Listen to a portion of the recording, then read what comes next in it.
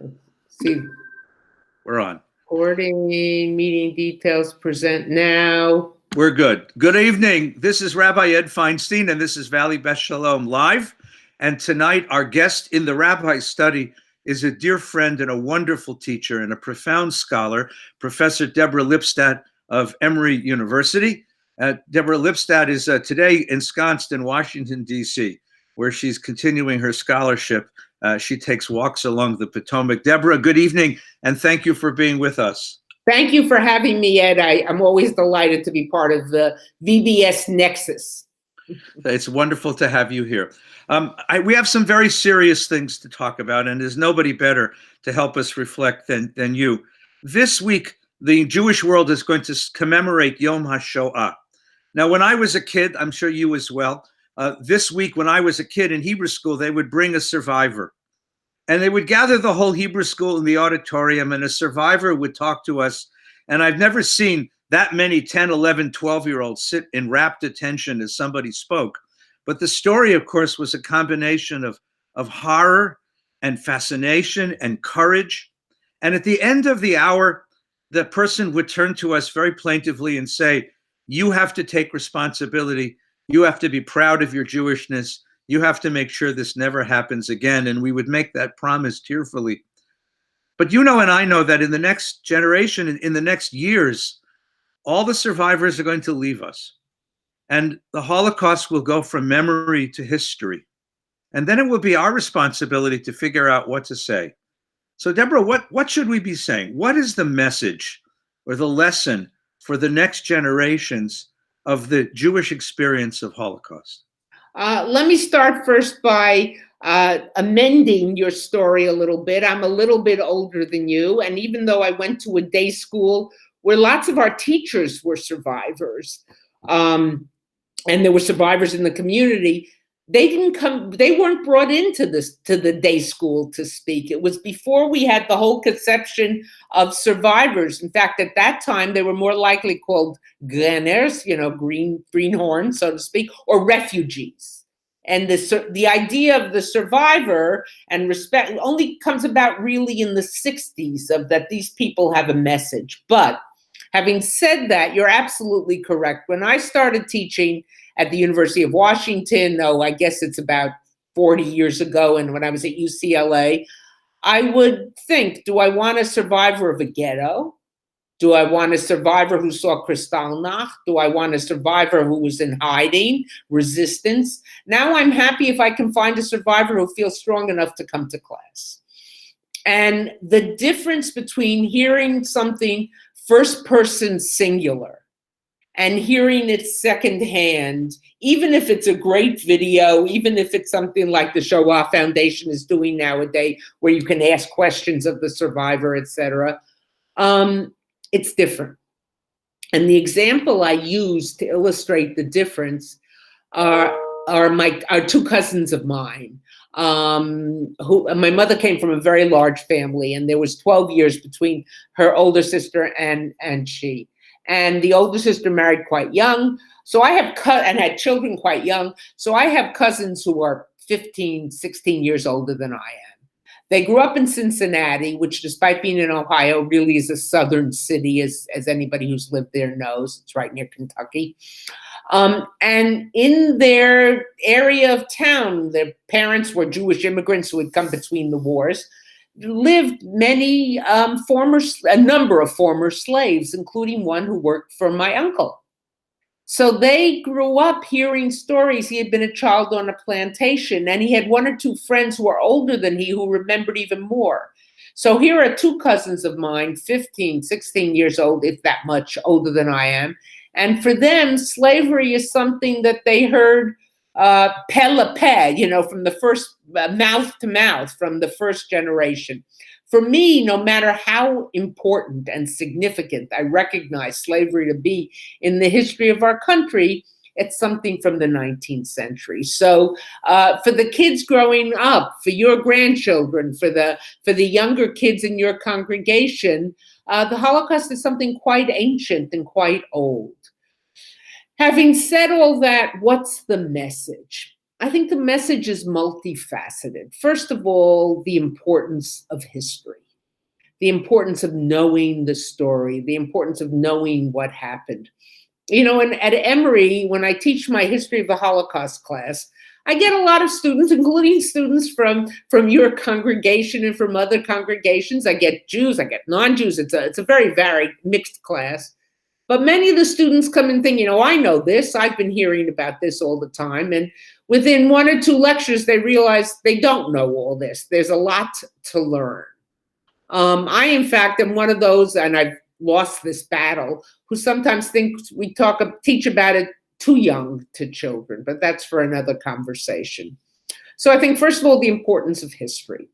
Second of all, I would say the understanding of the step-by-step nature of the Holocaust, that it didn't happen right away.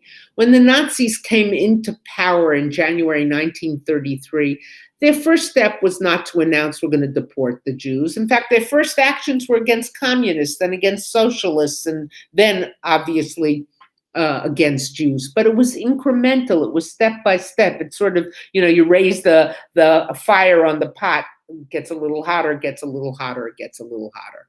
So that's another thing, that you have to recognize early steps and speak out about early steps. That doesn't mean every early step you see, every act of anti-Semitism is going to result in a Holocaust. God forbid, and that's not the case. But you got to be alert.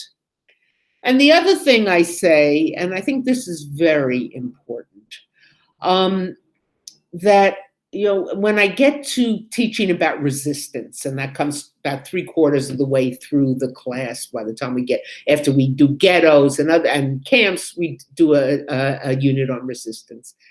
And of course, it's the only good news, along with a few rescue stories, good news, so to speak, in the entire semester. And I know I'm sitting before this group of 60, 70, 80, whatever it might be, students, many of them privileged, not wealthy. Many are on scholarships, many are getting financial aids, but still feeling, sort of, kochi va'otzem yadi asali achayel hazeh, to quote from the Torah, my kochi, my strength and the strength of my hand made me what I am. As opposed to seeing divine intervention. And they are all sure that if they had been there, they would have resisted. I'm not like the others. I wouldn't have stood silently by. I would have resisted. So I asked them to do something, and I don't ever do play acting or, simulations or things like that, because I don't think they really work. But I do the following, and I know it's impossible. I say to them, I'm going to ask you a series of questions. I don't want you to answer them, not to me, or not even to yourselves. I just want you to hear the questions. That's like saying, don't think of blue. I'm sure everybody now watching has just thought of blue. And I say, imagine you were in the ghetto. Remember, they've learned now about ghetto life. We've spent time on it. We've read memoirs. We've seen documentaries, etc. Imagine you were in the ghetto with your family at the exact age you are. And many of them, of course, have younger siblings, and your parents are with you. Your parents are in their 40s, late 40s, which is old in the ghetto. And maybe even your grandparents are with you, and you have younger siblings. You have a chance to escape to the forest. Now, there's no guarantee that you're going to make it, but it's a chance to escape, and you have to make a decision. You also are the only one in the family with a work permit. You work outside the ghetto, which means sometimes you can smuggle in food. And you know that work permit at that moment is what's protecting your family from deportation. Eventually it will change, but let's say at that stage, that's what's protecting them. So you have a chance to escape, knowing that if you escape, probably your family will be deported. And by this point, you know pretty much what deportation means. Do you go or do you stay? Don't answer.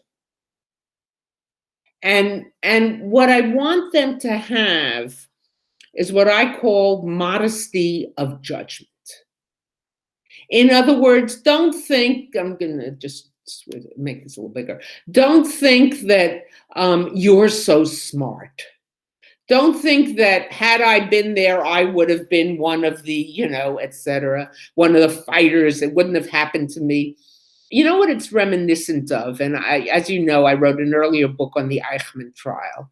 And the Eichmann trial was a turning point, certainly in Israel, of the perception of Sabras, native-born Israelis, of the victims of the Shoah.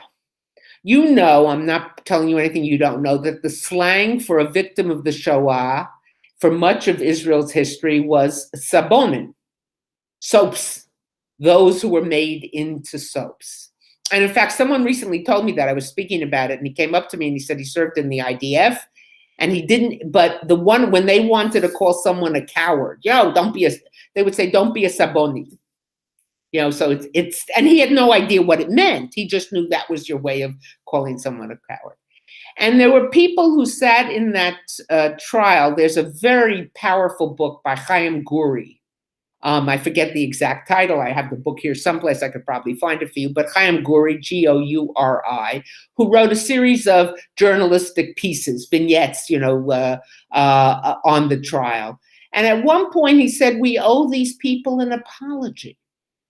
We owe these people an apology that the only thing wrong with them is that they were what we might say in contemporary parlance, geographically and chronologically challenged. Or to use the title of the old folk song that I think Joan Baez popularized, I'm showing my age, there but for fortune go you or I. And I think that's another thing, modesty of judgment. Even modesty of judgment when we learn about German Jews. So many people think, why didn't they leave? We hear that all the time. Why didn't they recognize? Why didn't they leave? I hate that question. It makes me crazy because implicit in that question is, why were they so blind, stupid, dumb, unaware, not to get it together to leave? And there's a wonderful book by Marion Kaplan called Between Dignity and Despair, Jewish Life in Nazi Germany, 33 to 45. What was it like to be a Jew? Everyday life. It's a wonderful, wonderful book, and I use it all the time in my classes. And as Marion argues in the book, and we Skype with her or Zoom, now we'll Zoom with her, and she talks to my students as well, is that by 36, 37, everybody wanted to leave. But leaving was not so easy. First of all, you had to have a place to go. One of the jokes, I'm sure you've heard this because you're a jokester as I am, you love jokes, that is told about German Jews, that a German Jew in the 30s goes into a travel agent. It's a very long answer to your question, but goes into a travel agent and says, I want a ticket. And the travel agent says, well, to where? And he puts a globe, and the globe's down in front of him. And the guy starts to study, well, Jews aren't allowed there, and they're kicking out of Jews there, and that's an anti-Semitic country. And after covering the whole globe, he looks up at the agent and he says, do you have anything else to offer? So, you needed to be able to get into someplace. You needed money. You needed money to pay for the tickets. You needed money to pay for the visa. You needed money to establish yourself, even if you got a visa, or sometimes getting the visa, certainly to this country, was predicated on your being able to establish yourself. What if you had grandparents, old, 55. Nobody wanted a 55, a 60-year-old, maybe young people who could work, etc. Or maybe your family had some illness in the family. Maybe you had a sibling with some sort of disease that a country wouldn't allow in, even though now we know it's that's old stuff. But so when people, why didn't they leave? I just hate that because it's implying I'm so smart and they weren't smart. We are very lucky, and we have to recognize that. Thank you. So when you teach the Shoah, when you teach Holocaust, when you learn it, you come into encounter with a quality of evil, of radical evil, Now, as I remember, there was a great debate around the Eichmann trial. Gideon Hauser was one of the prosecutors, looked at Eichmann as a monster. And Hannah Arendt looked at Eichmann as a sort of dupe, the banality, a banality of evil. For those of us who haven't read the book, when you encounter the evil, that Eichmann's evil and the evil of the Nazis, what do you learn about evil? What kind of evil is it? This is going to be a surprising answer for someone who has spent the past 45 years studying this topic. I can't fully answer it for you to my satisfaction. And the only way I assuage my, not guilt, but my sense of why can't I answer that is that I like to say maybe it's a sign of my humanity, that I can't fully understand it. I don't know, maybe I'm giving myself too much credit there, but whatever. How do I understand it?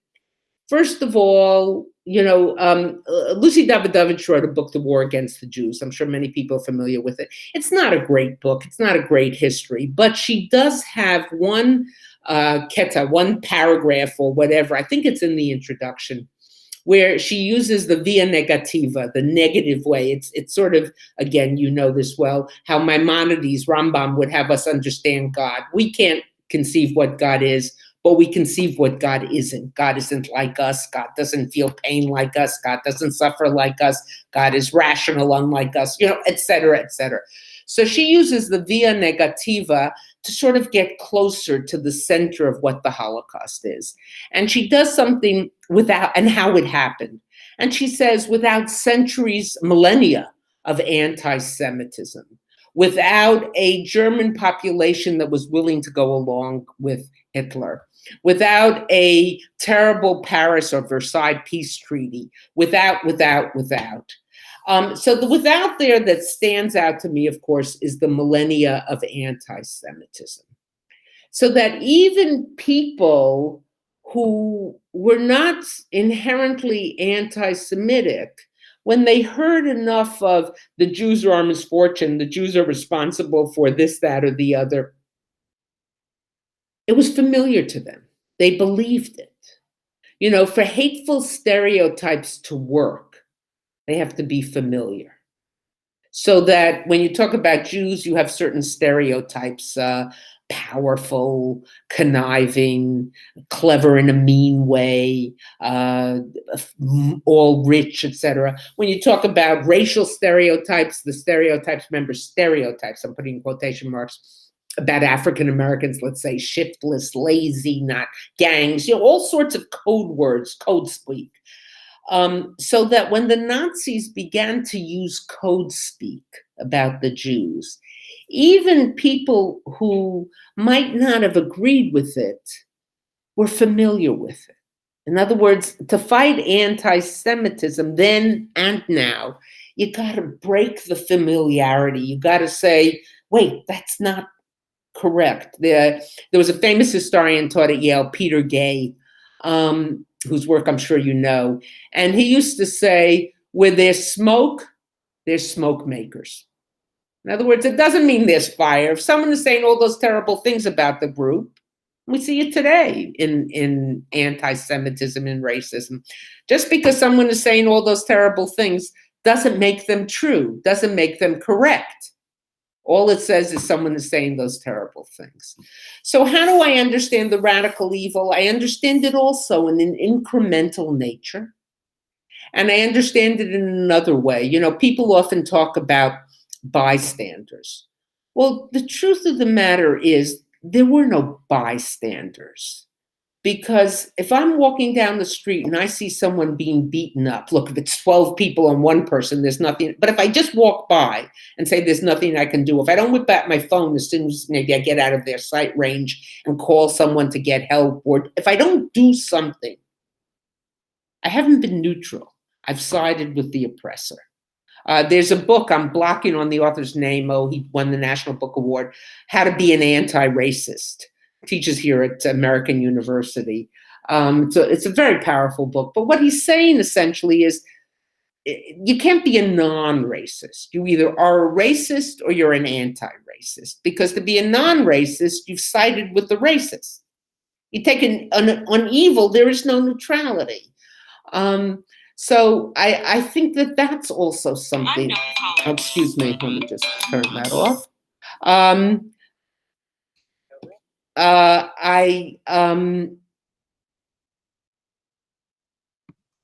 There is no neutrality. And I think that's another thing that people have to understand. That is so incremental stereotypes. Excuse me, I'm sorry. Hi, can you call me back? Perfect. Sorry about that. I've got too many devices here. That's what happens when you leave someone to their devices. In any case, it's the incremental nature and the stereotyping. And this is very important, and I don't want to be political here, and everybody will understand it in the way they want to understand it. But leadership. Germany was a country that was willing to say, well, I don't like much of the German population. I don't like the anti-Semitism, but I like everything else that's happening. I like a strong Germany. I like we're reasserting ourselves. I like that we're coming out of the Depression. Ad Khan, there's a limit. There's a point where you say, well, all those good things may be right, but they're coming at too great a cost. So that's how I understand it. I don't fully understand. There's something else I understand, and this is going to sound very strange from someone who's made her life in the academy and made her life teaching, that we used to say education, education, education. Well, there were 4 mobile killing units, the Einsatzgruppen. Many of you are familiar, many of your congregants are familiar with the notion of Holocaust by bullets, which Father Patrick Dubois has popularized and spread about. But of course, anybody who studies this knows that there were the gas chambers, and then of course there were the mass shootings on the Eastern Front, Babi Yar, Ponari. Many people who have visited March of the Living and other places or gone to former Soviet Union have visited those sites. There were 4 mobile killing units which were in charge of these shootings. And of course, they didn't do it themselves on their own. They did it with the help of local militia and other groups as well. But these 4 major units, Einsatzgruppen A, B, C, and D, were responsible. Of the 4 leaders of these mobile killing units, I believe 3 had a PhD, 1 had a theology degree, and one of them had 2 PhDs, I think 1 in economics and 1 in law.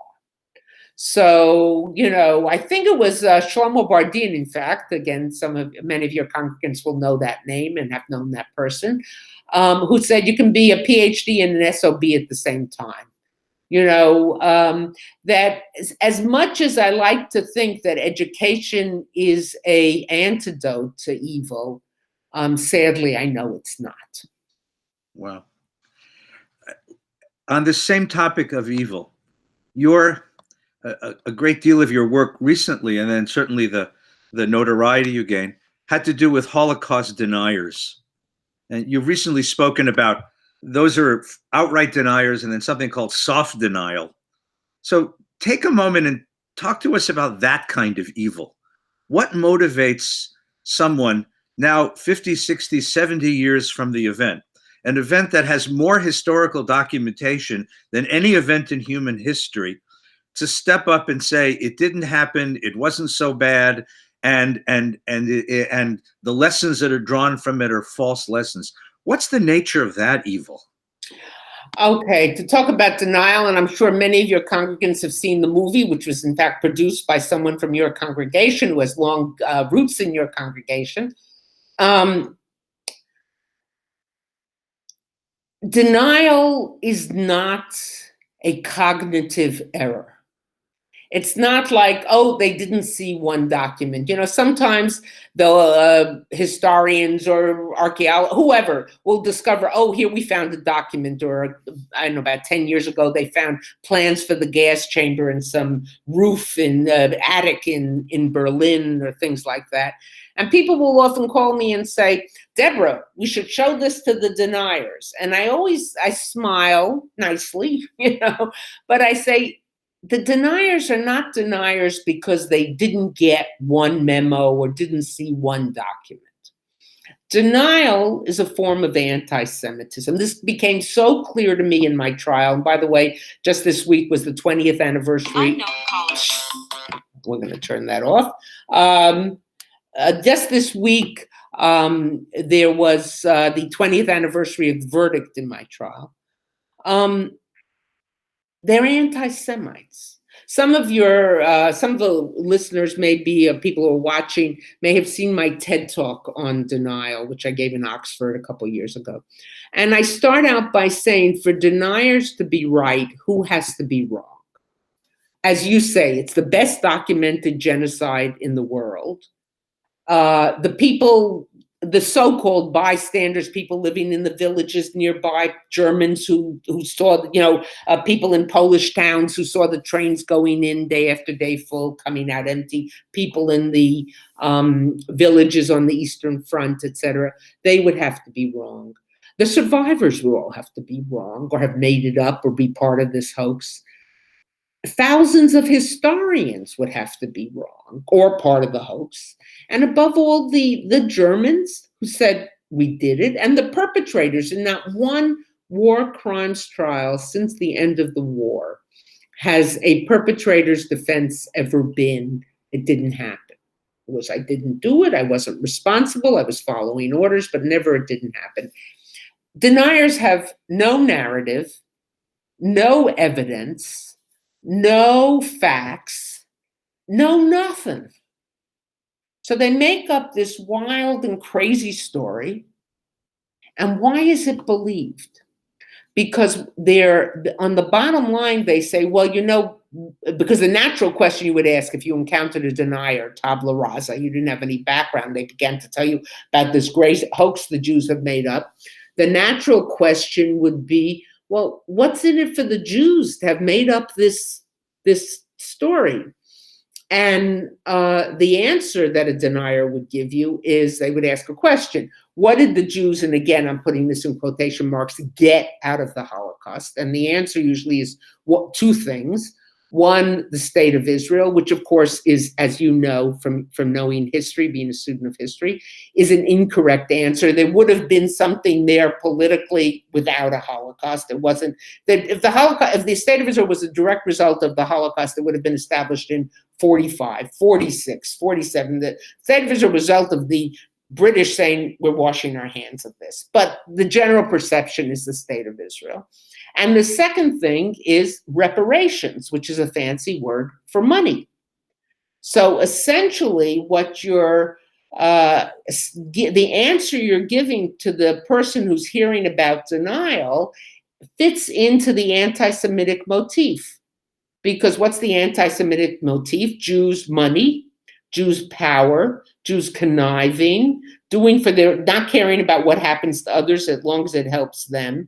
So it makes sense to the denier. Now that's hardcore denial. The denial I faced in court, denial depicted in the movie Denial, is hardcore denial of the facts. As you asked about softcore denial is, to use a highfalutin academic term, squishier. It's harder to pin down. It's the kind of thing like, oh, are we still hearing about the Holocaust?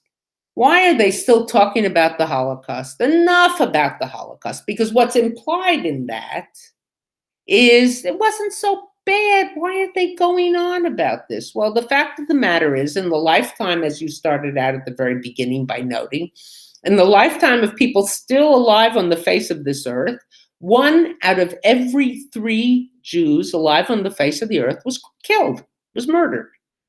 So I don't know that if it's such a thing as there's too much talk about it. Now, Every time something goes wrong, every time somebody doesn't like a Jew, do you mention the Holocaust? Of course not. And there are people who refer to it probably on inappropriate ways, but still, it's like people I hear often who say, oh, why talking about African Americans, why are they still complaining about slavery? Slavery was 100 years ago.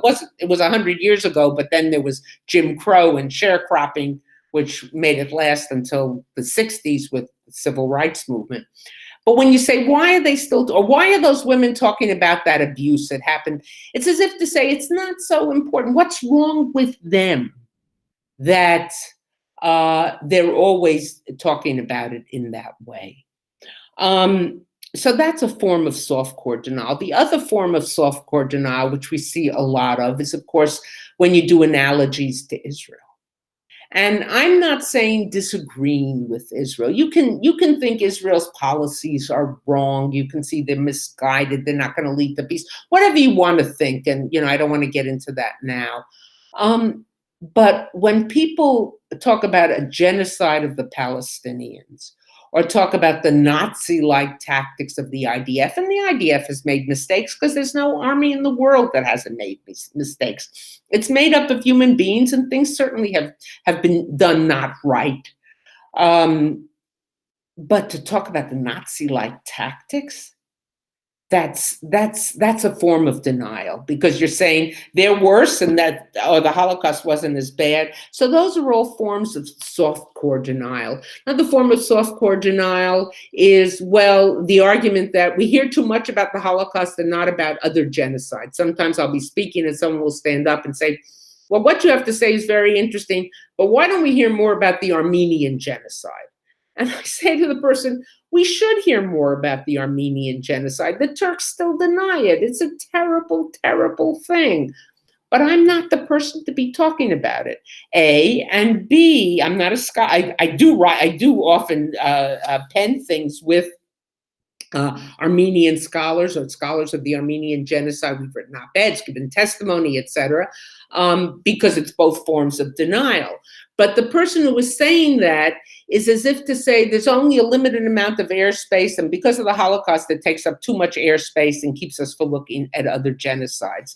And I think it was Samantha Power in her book, A Problem from Hell, Genocide in the 20th Century, who argues, and very persuasively, that attention to the Holocaust has made the world more aware of genocide.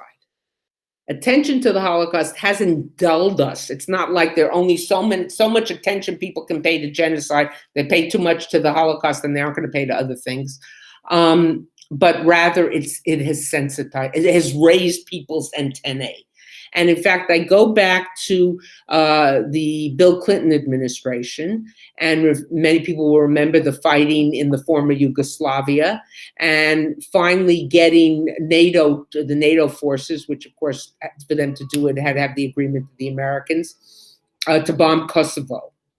And Elie Wiesel, at the opening of the Holocaust Museum, where I was present, as were many, many other people, he turned to the president and he said, we have to do something about what's going on in the former Yugoslavia. So it took a long time, but when Clinton announced that he was supporting NATO bombing of Kosovo, because what was happening to Muslims and there, he said, as Elie Wiesel reminds us, I'm paraphrasing here, not everything is a Holocaust, but that doesn't mean you don't respond. So that's that. Too much Holocaust. I don't want to hear about the Holocaust. The Holocaust, what's worse, comparative pain, that kind of thing is just, it's useless, and it's a form of softcore denial. So let me pursue that for just a moment. You recently published a wonderful book. It was a wonderful book on a horrifying topic. On anti-Semitism then and now. It was a book that was quoted and cited by pretty much every rabbi that I know in North America in Rosh Hashanah Yom Kippur talks, as we spoke about how the world of American Jewry has changed since Poway and Pittsburgh and the events that we see on college campuses. And your book was most useful because it cataloged it very carefully from a scholarly point of view. And then you make a statement at the very end, which betrays your deep love for the Jewish people and for Jewish life. And I thought the combination of the two made the book very, very powerful. But let me ask you a sort of personal question for this week of Yom HaShoah, which is, having studied this rise of anti-Semitism in America, right and left, and having spent so many of years of your scholarship studying the Holocaust, how scared are you, and how scared should we be at this anti-Semitism? I'm a historian. I deal with the past because you're always right. Sociologists try to give predictions, and the only reason they get away with making wrong predictions is no one remembers. I have sociologist friends; they're all probably getting ready. I love sociology, don't you know? Anyway, back to this topic. How scared should we be? There's been a rise in anti-Semitism that no one quite predicted. What I see today is sort of a perfect storm. Right, left, Islamist extremists coming in a way that we've never predicted before. A rise of populism. When I say populism, I don't mean nationalism, but populism. I'm right, therefore ipso facto you're wrong and you're evil for being that way. All in a way that, and of course now there is the tool of social media, and I don't want to knock social media. You and I are using a platform to do this. Most of us wouldn't have survived these past 4 or 5 weeks, whatever it is, without social media. We've become Zoom experts, Zoom satyrs, et cetera, et cetera. But they have a tool that they didn't have before. So that someone puts out an idea and it just multiplies and begins to get legs. And people say, well, I heard it, I read it, I've seen it in so many places. So all those things scare me a lot and worry me a lot. The new normal, what congregation do you know of that doesn't have some sort of security outside their door? Now, 4 years ago, some congregations had it, but I remember reading, maybe it was after Rosh Hashanah, Yom Kippur, I don't remember, but I think Sally Weber, a longtime member of your congregation, described on Facebook, how I just went to shul and I went through a metal detector and I had search and how to identify myself, et cetera, and it was Yom Kippur or whatever. No one would have put that together. Or one of the stories I tell him at the very end of the book is, I have a little friend, she's now 8, but this happened when she was 4 and a half, 5. I was walking into shul with her one Shabbat morning, with her and her mother, and we had a guard in front of our synagogue already at that time. And her mother said to the little girl, Shai, say thank you to the guard for keeping us safe. And Shai looked utterly confused, this little 4 and a half, 5-year-old, because she knows about safe and unsafe. By then, we read together when we can be together. And we were reading Roald Dahl, an anti-Semite who wrote good books, but nonetheless, so she knows about peaches that flatten kids, and she knows about chocolate factories where kids drown in the chocolate, and she knows about bad people, etc. But for her, shul is her happy place. She gets to shul on a Shabbat morning. Her parents go into the sanctuary. She peels off with her friends and plays in the play area. And then they go to children's services, which at her age is games and singing and prizes. And then they go into shul at the very end and they lead the congregation in Adon Olam, and they get lollipops from the rabbi, or high sugar morning, and then they go to the Kiddush. And if you were to walk into a room with a 5-year-old that has 200-300 more, maybe more people in it, you might say to them, stay in, you don't have to stand right next to me, but stay in my eyesight. I want to be able to always see you. But here everybody knows each other. So the kids are running to the table with their plates, waiting for Kiddush so they can pile them up with cake and cookies and chips and no protein. It's her happy place. So, she looked utterly confused at what was this about. But fast forward to this past, I think, Rosh Hashanah, I was walking into shul with her, and I don't know where her parents were, but she and I were walking together. She's my neighbor. And as we got onto the grounds of the shul, now, of course, the guards are much heavily armed and much, metal vests and et cetera, bulletproof vests. So I was going to just touch her. You know how you sort of nudge a kid, say thank you, say thank you. So I was about to nudge her to say something, but she saw the guard before me and she looked up without any prompting from me. She said to the guard, "Thank you for taking care of us." And it broke my heart. It broke my heart.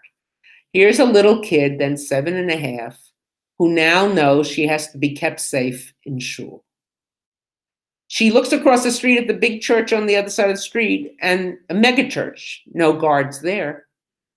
So I think what scares me more than the anti-Semitism is the association of young people and not so young people with being Jewish is dangerous. I mean, I, as a sort of response to all this, started to wear Magen David. I don't know whether you can actually see it. I can't quite tell. But, I didn't want to go underground as a Jew. I know there's synagogues in Europe where they don't post they don't post anything on social media. Small towns in Europe, they don't post what time services are. You got to know where the shul is and know someone to know to go. And I'm not being critical of them. It just broke my heart that I started to wear a Jewish star. So I worry about that.